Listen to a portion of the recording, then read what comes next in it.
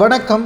சற்று முன் கிடைக்கப்பெற்ற மிக முக்கியமான செய்தி ஒன்று வெளியாகி உள்ளது. திமுகவின் ஆலமரம் சரிந்தது. ஒட்டுமொத்தமாக திமுக இந்த முறை தோல்வியேதான் தழுவும். 2011ஆம் ஆண்டு முதல் 2021ஆம் ஆண்டு வரை திமுக 10 ஆண்டுகள் ஆட்சி அமைக்க முடியாத நிலைமை ஏற்பட்டதற்கு காரணமே ஊழல் மட்டும்தான்.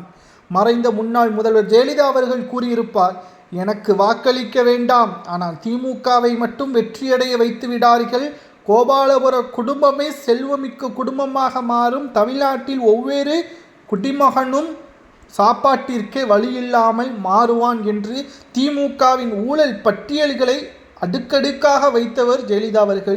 சமீபத்தில் கூட அண்ணாமலை அவர்கள் டிஎம்கே ஃபைல்ஸ் என்பதை வெளியிட்டிருப்பார் அல்லவா? அதற்கெல்லாம் முன்னோடி மறைந்த முதல்வர் ஜெயலலிதா அவர்கள் மட்டும்தான். ஏனென்றால் திமுகவின் ஊழல்களை அக்கக்காக வெளியிட்டு திமுகவை ஆட்சி அமைக்க முடியாத நிலைமைக்கு ஏற்படுத்தியவர்.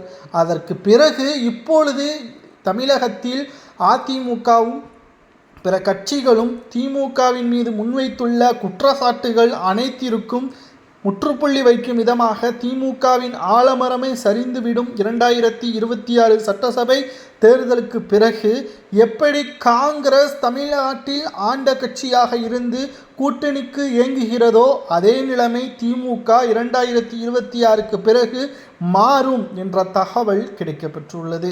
இதனால்தான் திமுகவின் ஆலமரமே சரிந்தது என்பதற்கேற்ப சமூக வலைதளங்களில் பதிவுகளையும் நம்மால் பார்க்க முடிகிறது. இது நிச்சயமாக நடைபெறுமா? ஏனென்றால் சட்டசபை தேர்தல் 2021லும் வெற்றி, மக்களவை தேர்தல் 40 தொகுதிகள் புதுச்சேரியுடன் சேர்த்து திமுக கூட்டணியும் அமோக வெற்றி.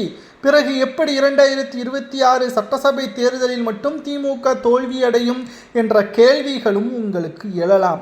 ஆனால் திராவிட முன்னேற்ற கழகம் 2024 மக்களவை தேர்தலில் வெற்றி அடைந்துள்ளதா அல்லது தோல்வி அடைந்துள்ளதா என்பதை வாக்கு வங்கிகளை பற்றி நாம் பேச வேண்டும்.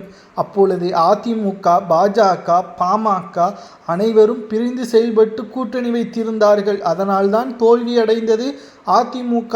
இந்த முறை அனைவரும் ஒருங்கிணைந்து செயல்படுகிறார்கள். தமிழ்நாட்டில் திமுகவின் நிலைமை என்னவென்று மக்கள் புரிந்துவிட்டார்கள்.